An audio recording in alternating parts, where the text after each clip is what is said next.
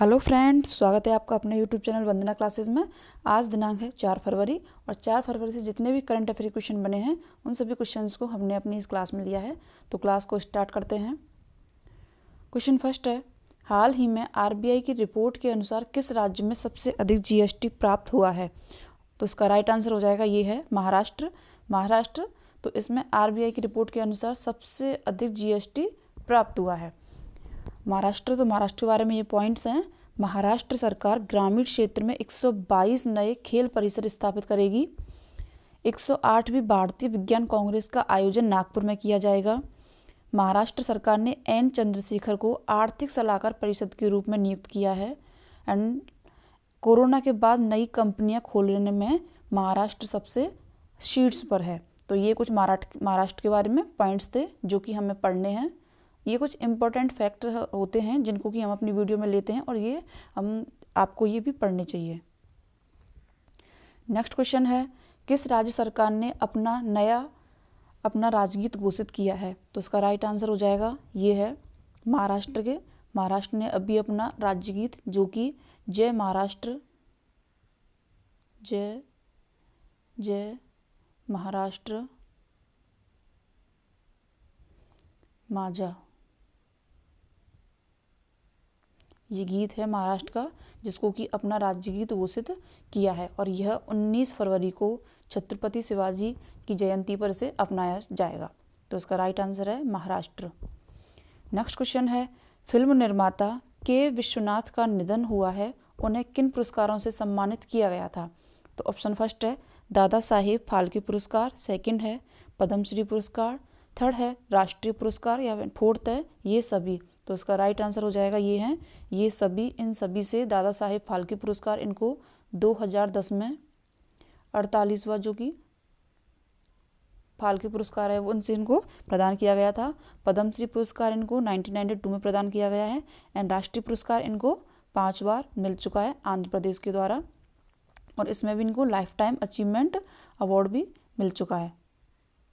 तो ये इनके कुल टोटल अवार्ड थे और ये हैं विश्वनाथन। नेक्स्ट क्वेश्चन है, मैड्रिड अंतर्राष्ट्रीय पुस्तक मेले में मुख्य देश के तौर पर 2025 में किसे आमंत्रित किया जाएगा? तो ये है ऑप्शन फर्स्ट स्पेन को, जापान को, भारत को या फिर मनीला को।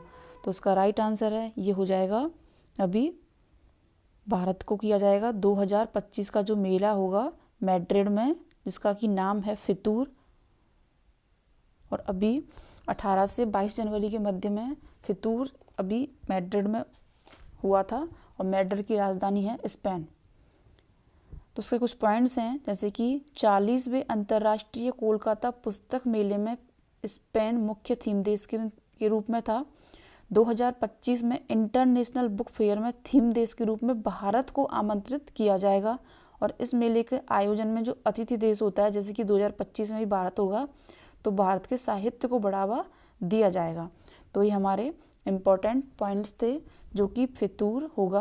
फितूर मीन्स मैड्रिड अंतर्राष्ट्रीय पुस्तक मेला और इसमें भारत को अहम भूमिका दी जाएगी। स्पेन, तो स्पेन में अभी मैड्रिड अंतर्राष्ट्रीय पुस्तक मेला हुआ था। उसके बाद में जापान में अभी वीर गॉर्जियन संयुक्त सैन्याभ्यास हुआ है भारत और जापान के बीच में। मनीला, तो मनीला में एशियन डेवलपमेंट का मुख्यालय है। नेक्स्ट क्वेश्चन है, the vision for all school I health कार्यक्रम कहाँ शुरू हुआ है? तो ये है गोवा, जैसे कि गोवा है भारत के पश्चिमी तट पर और इसकी राजधानी हो जाएगी पणजी। तो अभी गोवा के द्वारा the vision for I school health कार्यक्रम को स्टार्ट किया गया है और इसका प्रमुख उद्देश्य है कि इस कार्यक्रम में मासिक शिविरों को लगाया जाएगा और मासिक शिविरों के माध्यम से जो भी पेशेंट वगैरह होते हैं उनकी आंखों की जांच की जाती है और उन्हें मुफ्त में चश्मा प्रदान किया जाता है और इसका जो डेट रहेगी वो है फरवरी में ये होगा और अब ये 2021 से इस प्रोग्राम को चलाया जा रहा है। तो ये है गोवा का the vision for I all school I health कार्यक्रम। और द विजन ऑफ साइट की बात करें, द विजन ऑफ साइट, तो ये स्टार्ट हुआ है राजस्थान में। नेक्स्ट क्वेश्चन है, हेरिटेज रूट्स पर भारत की पहली हाइड्रोजन ट्रेन किस महीने तक आने का अनुमान है? तो इसका राइट आंसर हो जाएगा ये है दिसंबर 2023 तक भारत में भी हाइड्रोजन ट्रेनें चलेंगी हेरिटेज रूट्स पर। हेरिटेज मतलब पर्यटन जो कि रूट्स वगैरह होते हैं उनमें। तो पहला पॉइंट है, सबसे पहले यह ट्रेन कालका शिमला जैसे हेरिटेज सर्किट पर चलेगी। रेलवे के लिए अब तक का सबसे ज़्यादा बजट दिया गया है 2.41 लाख करोड़ रुपए का। विश्व में सबसे पहले हाइड्रोजन ट्रेन चलाने वाला देश रहा है जर्मनी, और एशिया में सबसे पहले हाइड्रोजन ट्रेन चलाने वाला देश रहा है चीन। अगर विश्व में सेकंड नंबर के पूछें, फर्स्ट हो जाएगा जर्मनी और सेकंड होगा चाइना। एशिया में चाइना फर्स्ट पे एंड सेकंड पे हो जाएगा भारत। तो ये है जो कि पहली हाइड्रोजन ट्रेन चलेगी, ये दिसंबर तक आएगी। और जिसके रेल मंत्री हो जाएंगे अश्विनी वैष्णव, उन्होंने ऐसा बोला है कि अभी हाइड्रोजन ट्रेनों को चलाया जाएगा। और ये सारी जो ट्रेनें होंगी पहली हेरिटेज रूट्स पर चलेंगी, उसके बाद में जो कि नॉर्मल चीज़ों पर, नॉर्मल रेलवे स्टेशनों पर इनको चलाया जाएगा। नेक्स्ट क्वेश्चन है, राष्ट्रीय महिला आयोग की 31वीं स्थापना दिवस को किसने संबोधित किया है? ऑप्शन फर्स्ट है राष्ट्रपति, सेकंड है प्रधानमंत्री, थर्ड है वित्त मंत्री या फिर फोर्थ है राज्यपाल। तो राष्ट्रीय महिला आयोग जो कि महिलाओं के अधिकारों की सुरक्षा करता है, उन्हें सुरक्षा प्रदान करता है, कोई भी परेशानी वगैरह हो तो उनकी वह उसकी कार्यवाही करता है। तो इसको राष्ट्रपति के द्वारा अभी 31वीं स्थापना दिवस किस मौके पर संबोधित किया गया था? तो राष्ट्रीय महिला आयोग, इसकी स्थापना होती है 31 जनवरी 1992 को 1990 के अधिनियम के तहत अमेंडमेंट जो हुआ है, अधिनियम के तहत। प्रेजेंट में इसकी जो कि अध्यक्ष हैं वो हो जाएंगी श्रीमती रेखा शर्मा। तो ये पॉइंट्स, पहले आयोग का गठन 31 जनवरी 1992 को हुआ था जिसकी अध्यक्ष थी जानकी पटनायक।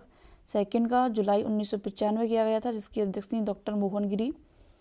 तीसरे आयोग का गठन 1999 किया गया था जिसकी अध्यक्ष थी श्रीमती वीमा पारासारथी।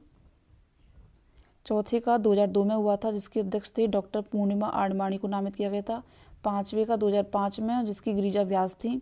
छठे आयोग का 2011 में जिसकी अध्यक्ष श्रीमती ममता शर्मा थी। सातवें आयोग का 2014 में जिसकी की अध्यक्ष सुश्री ललिता कुमार मंगलम थी। और अभी 31वें स्थापना दिवस के मौके पर प्रेजेंट टाइम पे इसकी अध्यक्ष हो जाएंगी रेखा शर्मा। ये रेखा शर्मा 2018 में यूपी टेट में क्वेश्चन आया था कि वर्तमान में राष्ट्रीय महिला आयोग के अध्यक्ष कौन है। तो ये रेखा शर्मा उस टाइम पे क्वेश्चन आया था करंट में से। नेक्स्ट क्वेश्चन है, भोपाल का इस्लाम नगर गांव किस नाम से जाना जाएगा? ऑप्शन फर्स्ट है जगदीशपुर, सेकंड है शिवाजी नगर, थर्ड है अमरबाग, फोर्थ है हिंदू नगर। तो इसका राइट आंसर हो जाएगा ये है भोपाल, जैसा कि मध्य प्रदेश में स्थित है। भोपाल मध्य प्रदेश की राजधानी है और ये अभी जगदीशपुर गांव हो जाएगा। इस्लाम नगर गांव है भोपाल का, तो वहाँ पर उसका नाम चेंज करके जगदीशपुर रखा जाएगा। जगदीशपुर के मुख्यमंत्री हो जाएंगे शिवराज सिंह चौहान।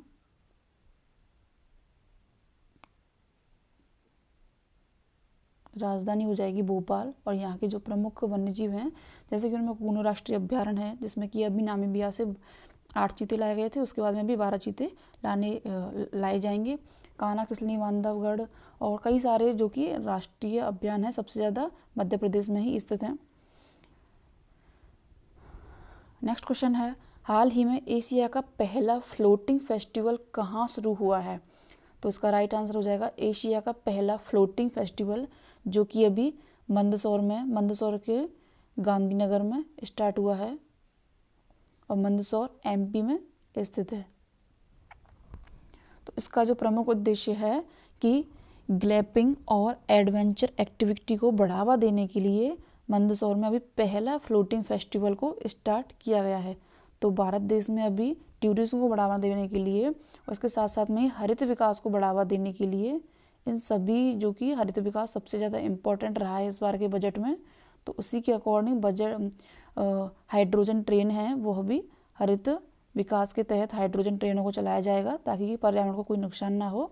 उसके साथ में ही बजट, तो बजट में अभी तक का सबसे ज़्यादा बजट रेलवे को दिया गया था और पर्यटन को भी सबसे ज़्यादा जो कि बढ़ावा दिया गया है। उसके तहत ही कई सारे जो कि क्षेत्रीय एवं अंतर्राष्ट्रीय हवाई अड्डों का निर्माण किया जाएगा। इको टूरिज्म का बढ़ावा दिया जाएगा जिससे कि टूरिज्म ग्रो हो सके। तो इसका राइट आंसर है ये है मंदसौर। नेक्स्ट क्वेश्चन है, हाल ही में किसने नई दिल्ली में भारत भ्रमण वर्ष 2023 पहल की शुरुआत की है? तो भारत भ्रमण वर्ष ये भी पर्यटन को बढ़ावा देने के लिए, और ये है मिनिस्टर ऑफ इंडिया जिनका कि जी किशन रेड्डी ने अभी भारत भ्रमण वर्ष 2023 की इसको पहल को बढ़ावा देने के लिए इसकी शुरुआत की है। और इसका जो लोगो है इस बार का वह है नमस्ते की छवि को प्रेरित है, जैसे कि नमस्ते करते हुए हाथ दिखाया जाता है, तो वो इसका इस बार का लोगो रहा है भारत भ्रमण वर्ष, और इसकी शुरुआत की है जी किशन रेड्डी ने। नरेंद्र मोदी हमारे देश के पीएम हैं और इनको अभी इन्होंने परीक्षा पर चर्चा वगैरह जैसे कि विषय इनके वैसे भी परीक्षा पर चर्चा नहीं देखते हैं, तो भी ये पीएम पीयूष गोयल जो कि वाणिज्य मंत्री हैं, और इन्होंने अभी TRF की बैठक अभी जो कि वाशिंगटन में हुई थी उसमें हिस्सा लिया था। अश्विनी वैष्णव जो कि रेल मंत्री हैं, रेल मंत्री। तो आज की वीडियो को हम यहीं पर ख़त्म करते हैं। अगर आपको वीडियो अच्छी लगी हो, हेल्पफुल लगी हो, तो उसको लाइक करें, शेयर करें एंड सब्सक्राइब करें। Thank you.